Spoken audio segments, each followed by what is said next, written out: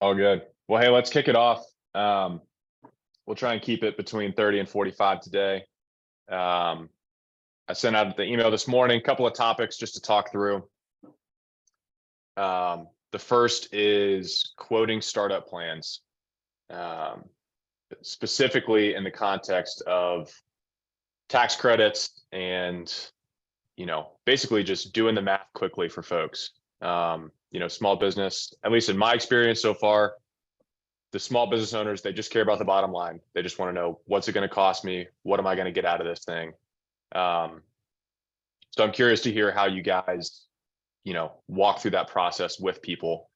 And then the second is just education. What are you guys doing for your participants, for your plan sponsors? What does a typical in-office visit look like? What does it look like to do something virtually? I'm sure everybody has different perspectives, but let's maybe kick it off on the quoting startup plan side. Does anybody have anything right off the bat, a process that they are comfortable with, that they use often? Well, I guess I'll start off. For quoting startup plans, I talk about the tax credits and, how they could potentially be eligible after, seeing the number of employees, things like that. But I actually don't ever really get into calculating that for them. Probably should, but I haven't. We've actually just seen a lot of success, like scaling startup plans with a, Raymond James's 338 solution. And it's really simple because it's just grid pricing. And we know exactly what it's going to cost in year one and every other year for startup plans. So typically, if it's a startup plan, I know who I'm presenting to them, and I know the pricing just because of that simple grid pricing they provide, knowing that other providers are probably going to be too expensive. So I don't even get into the pricing of different providers. So for us, it's been Transamerica. Because they have that cheap grid pricing, and that's the one we really use for all of our startup plans, simply because of price, and it's 338, 316 protection. I know it's probably a boring answer, but we really keep everything with them. And then as the assets grow, if they're unhappy with Transamerica, then we look into going through some sort of conversion once the assets have built up enough to get a decent quote from other providers. What's that threshold, Brennan, where you start to look at rotating? Usually about 500,000, we really start getting into the conversation. Definitely once it hits $1 million, there seems, everybody's got pretty similar pricing at that point. It's somewhat of a preference, at least with the, record keepers I've dealt with. Yeah. Brennan, I'm sorry I'm joining late, guys. Brennan, are you an RPAG firm?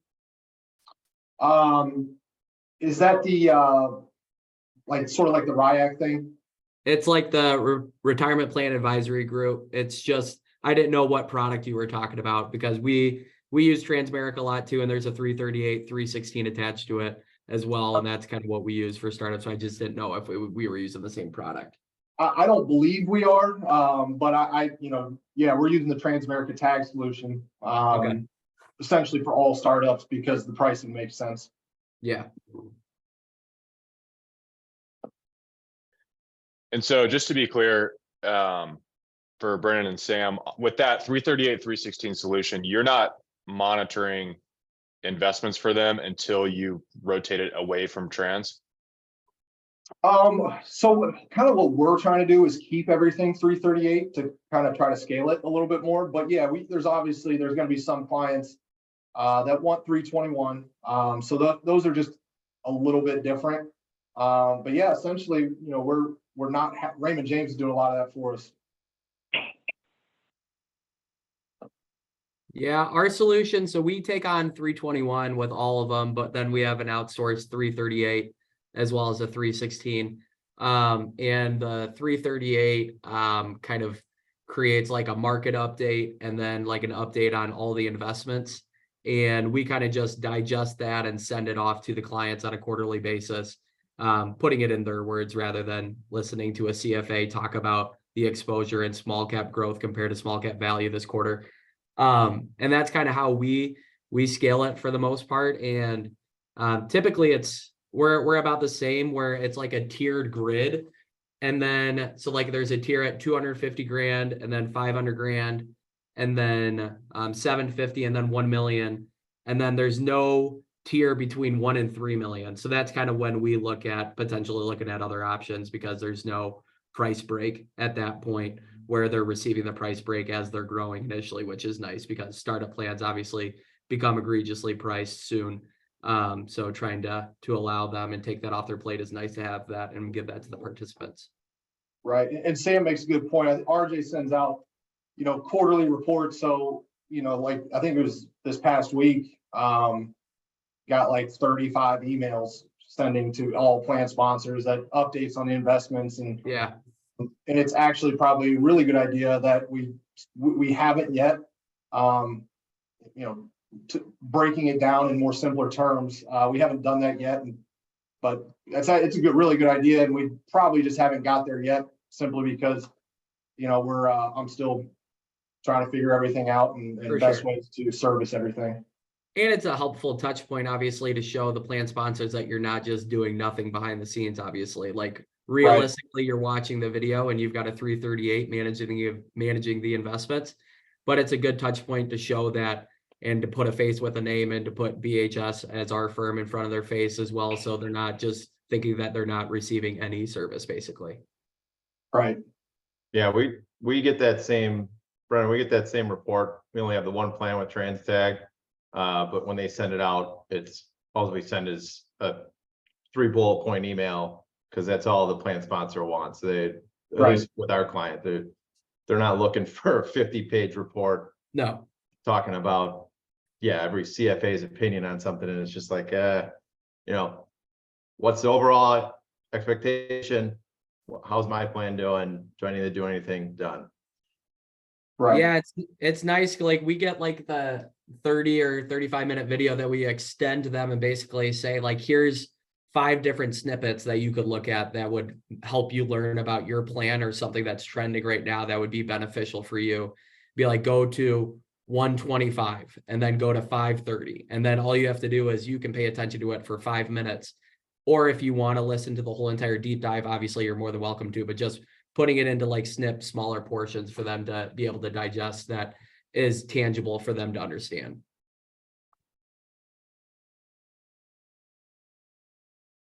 Sam, who do y'all use for your outside 338 and 316? You said you have those on every plan.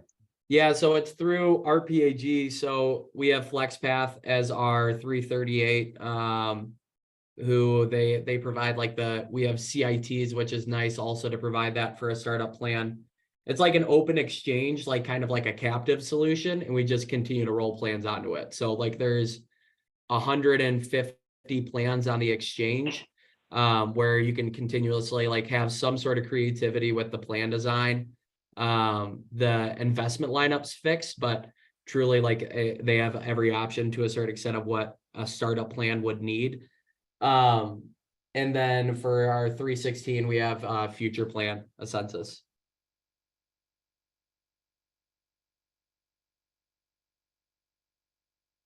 Yeah, when I first got started in doing startups, it was a lot of time consuming, non-profitable work. Yeah. Because we're, going and getting different bids from different providers, seeing which one would fit.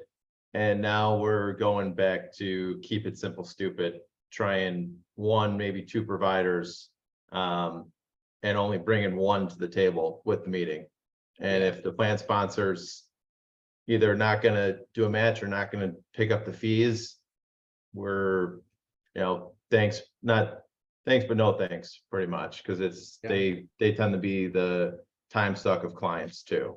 There's other options if they don't want to have an advisor on, because we see that the plans that have the plan sponsor that wants to do the match, wants to pay for it, is active and they care about their employees, and those plans grow so much quicker than the other, and we've learned it we've learned by mistakes.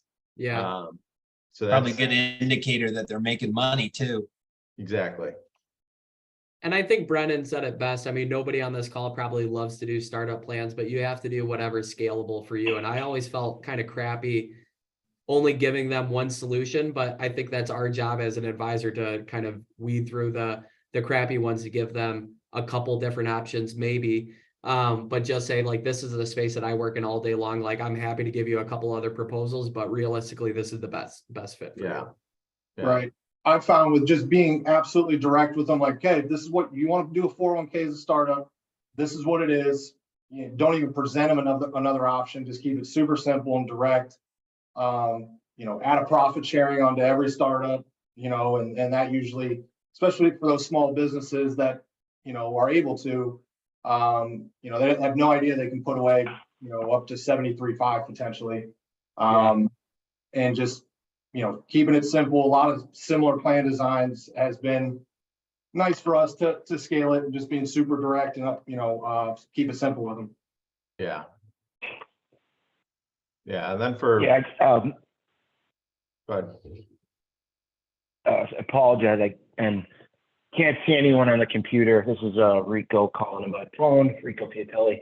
I can tell you from our experience, we've gone down this path initially with startups, showing them a bunch of different proposals, and just along the lines with the theme everyone's saying, keeping it simple. We've actually moved forward with a record keeper called Vestwell. I'm sure people have heard the name, but one thing I did want to bring up, they have a which I've used in the past, and admittedly, I don't go through this every time when I'm talking about with these startups, but they have a tax credit calculator, and I can send out the link to the group after the call, but it's very simple. It's just a landing page.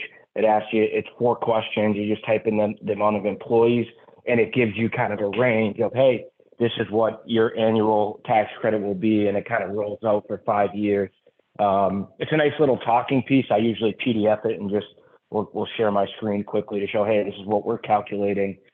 Things don't change today. Number of employees. This is the tax credit. This will be the bottom line. I just think it's very quick, simple. You can do it in the meeting, 2 seconds before the meeting. Once you get that company census, it's a nice little piece to have in your back pocket if you start jawing about the tax credits. And with Vestwell, same thing, 338, 316. We just find it easy because the pricing's the pricing. It's $175 a month base fee, $8 per participant. I think the 338 charge is like 15 bits. And it's a very easy story to tell. The only thing we do a little bit differently is based on the amount of employees in the plan. We'll kind of alter back and forth whether how much we're going to do flat fee versus basis point trail.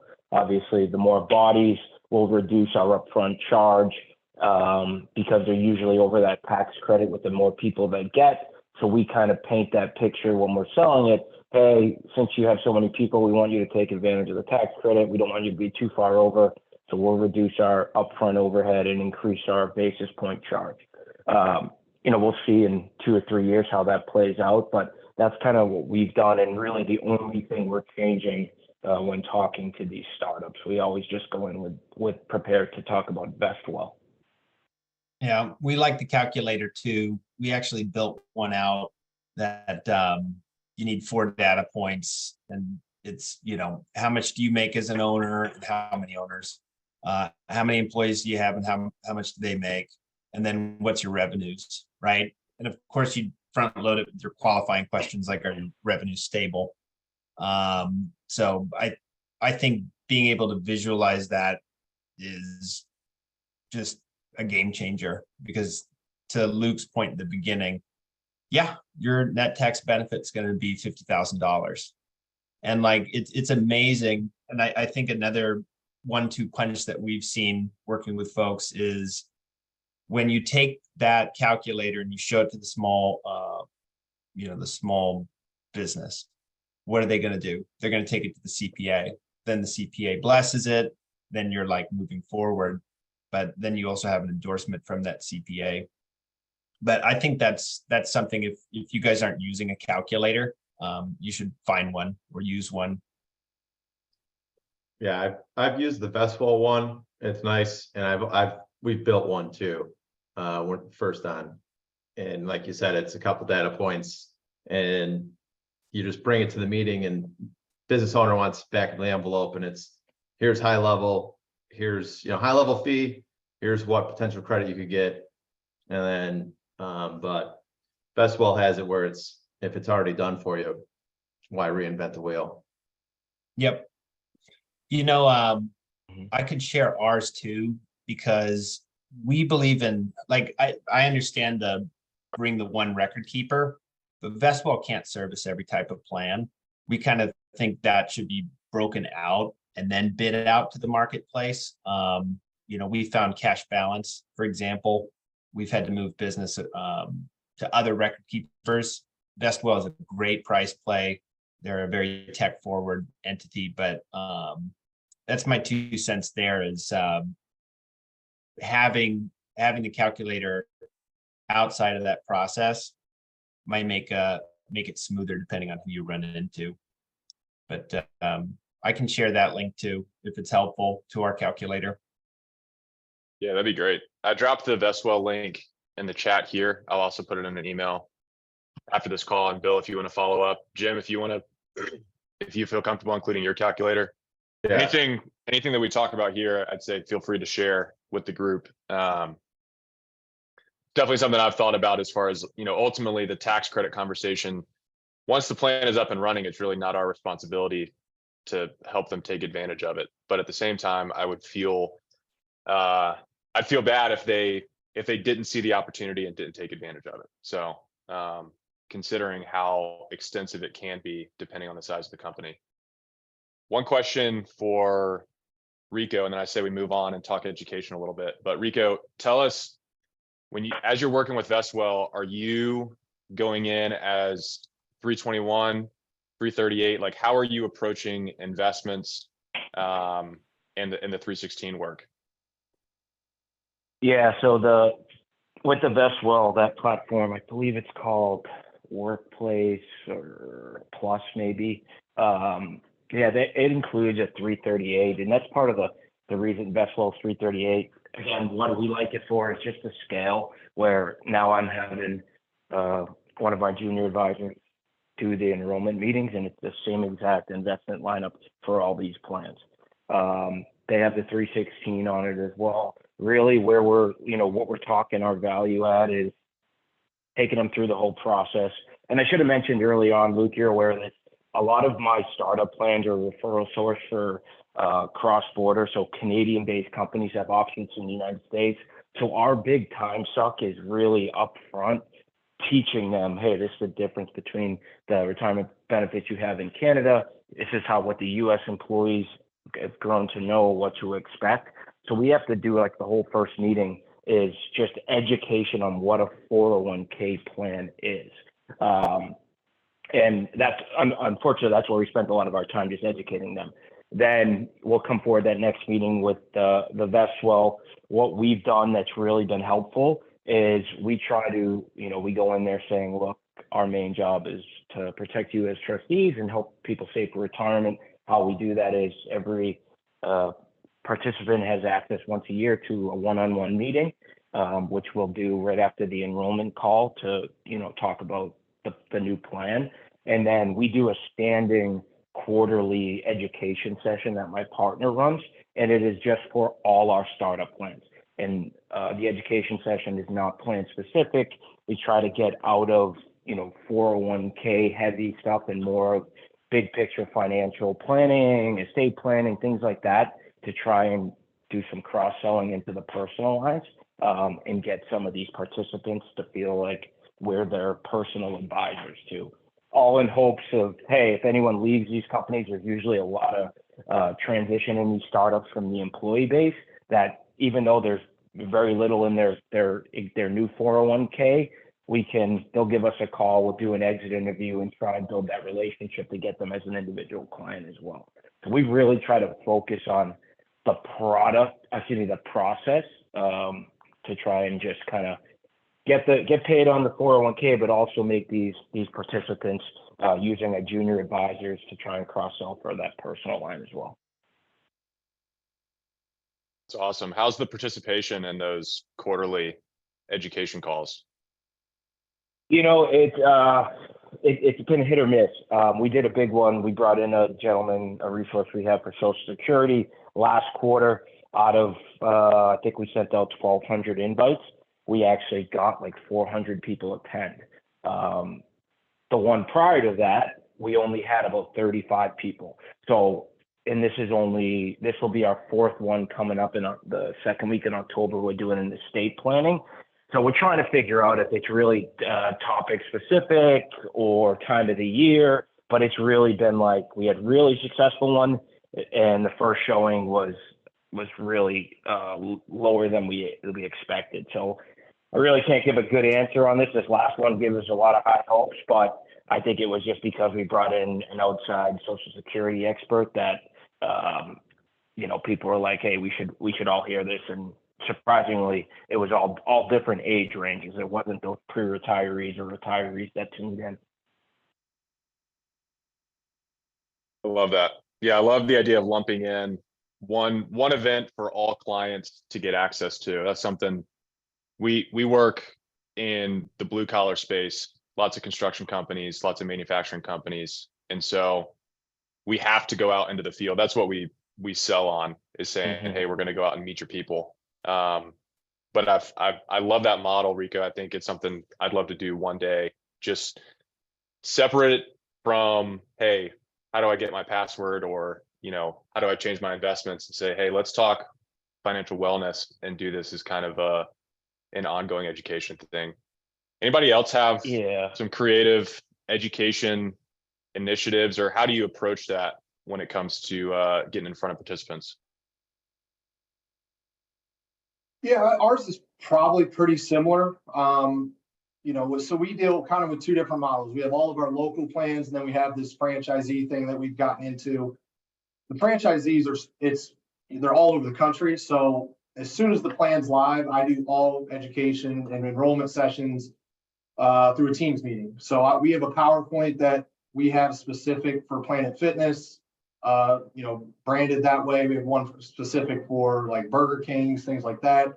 So I'm essentially going through a PowerPoint, which is, you know, not ideal, but it is what it is when you have somebody in California and we're in Ohio, right?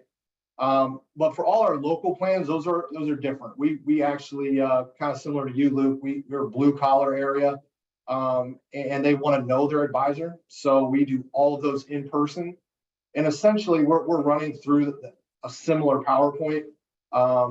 You know, when we take over the plan, and you know, giving them handouts, things like that.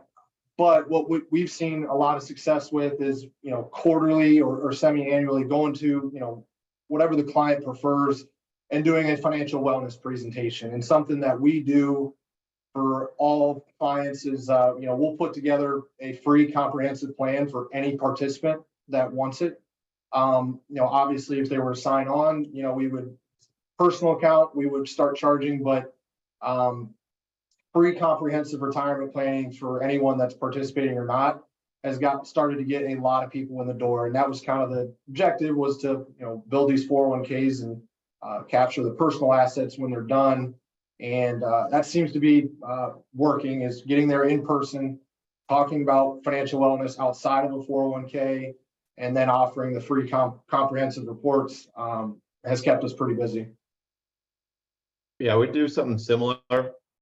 We just started with the merger with the other advisor group that we merged with. We do tiered services, so it's pretty much 3 tiers: fiduciary only, where we're not meeting with employees, and then employee phone friend. So we'll go and we'll do a, you know, formal education, whether it's Zoom or we go in person, and then they could call our 800 number and talk to us one-on-one. And you know, you get some people buying in. And then the third one is where we'll do full financial plans. Obviously different costs for each one.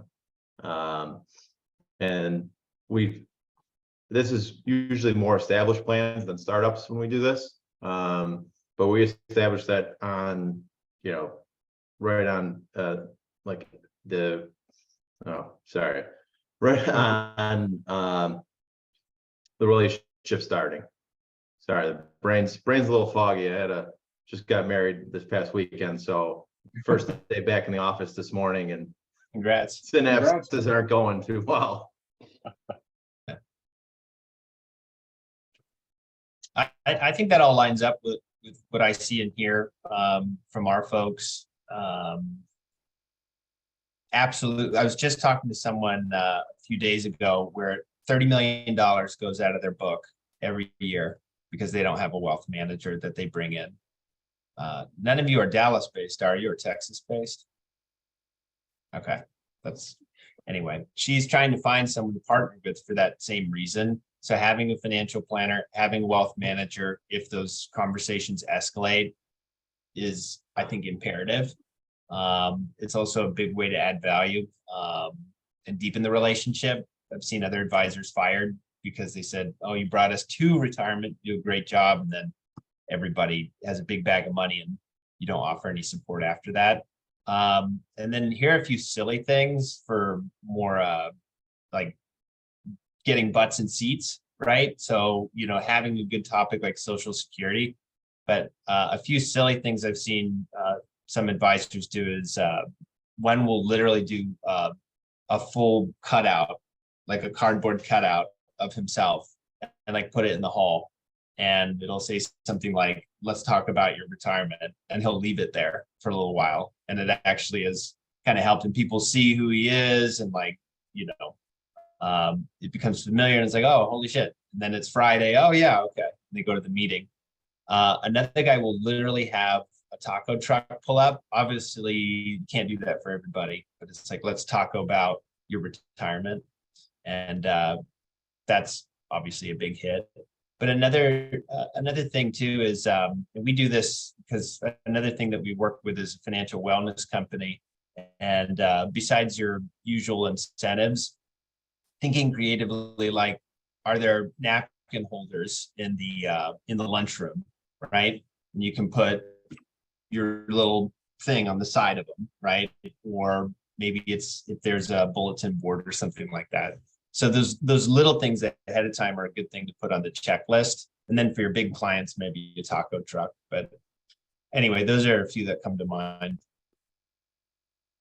We do lotto tickets for some like big employee education presentations where basically you'll have 10 or so slides, and then you'll just go back retroactively at the end and say, like, what was the auto enroll percentage, or what's the match percentage? Can you save Roth, and like other things like that, just to like continuously put it back in their head, and then just remind them that this isn't a get rich quick scheme. So if you do get rich, here you go, and kind of things like that, where we've had good feedback from clients saying that they appreciate kind of just the extra gesture rather than just showing up and showing a PowerPoint. I love that. I'm going to be borrowing that one now. Here's another one. One of our guys does something called pennies on the dollar, where psychologically it's easier for people to think about their match instead of a percentage of salary as 1 penny out of every dollar. So by saying, listen, you're just putting 3 pennies out of every dollar. And he has a whole spiel on it, but that was another cool one that comes to mind for, I guess that's more topic than, recruiting, but seems to click with people. I just read an article like an hour ago that referenced that similar idea. Was it George Frazier and Shlomo Bernardsey by chance? I don't know. White-haired old guy? No, it was in a Plan Sponsor magazine article, and they were talking about how to get better engagement. It's like talk about pennies on the dollar over talking about percents. It's an easier thing to, easier concept to grasp. I'll have to see if I can find it real quick. Yeah, that's either, so I know the two that are hammering that are, yeah, here it is. Yeah, so that's George Frazier. He's a member of ours. He's with RBG. They just sold to an entity called Sageview, but he works with Shlomo Bernardsey, who worked with Richard Thaler, who did Nudge, right? And got that Nobel Prize in economics for auto features and plans. But he's a very passionate person on participant education. He's actually building a like a resource for charities and this kind of topic of participant education. But that's freaking cool that you saw that. Yeah, it was referenced from Voya referenced it after a study, and I just shared a link to that. It only references in the paragraph. A lot of it's more about record keepers and their website and how they design to increase participation. Do you guys use that like with an Empower, the lifetime income score, or lifetime income scores in general? Do you guys bring that one up?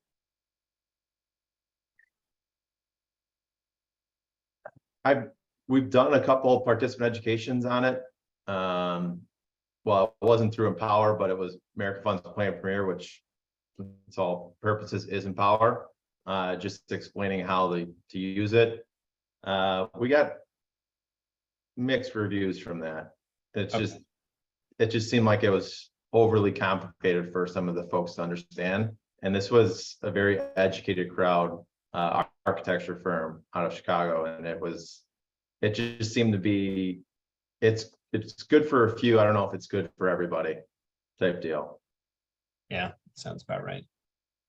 Or you need to do it one-on-one with participants to really drive it home, and that's just not scalable for some of these plans.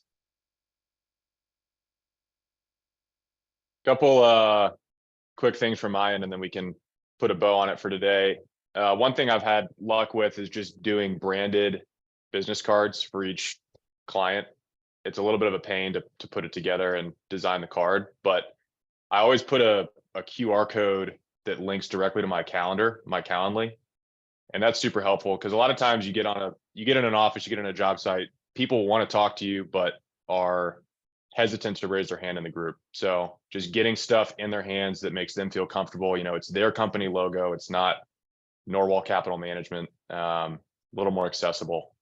And then the second thing, we built a model last year that we've been using in education presentations that has been really interesting to see reactions from it. Basically, it models a 40-year career in their company using historical market data. So basically S&P and then the bond, like the aggregate index, and it just tracks essentially the life of a target date fund from 90-10 to 50-50 over 40 years. So all you do is you plug in the company match, and then you plug in the average salary of an employee.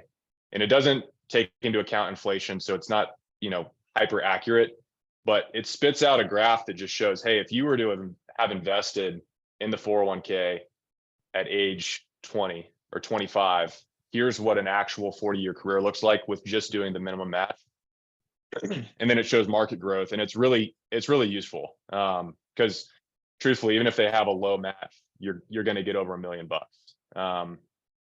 Obviously, not everybody does everything right that way, but it's helpful to show people, hey, these are actual dollars, and it's just the product of discipline. It wasn't any fancy day trading or anything. So let's talk real quick about our next meeting. Does anybody have any thoughts on topics, anything they want to hear more on?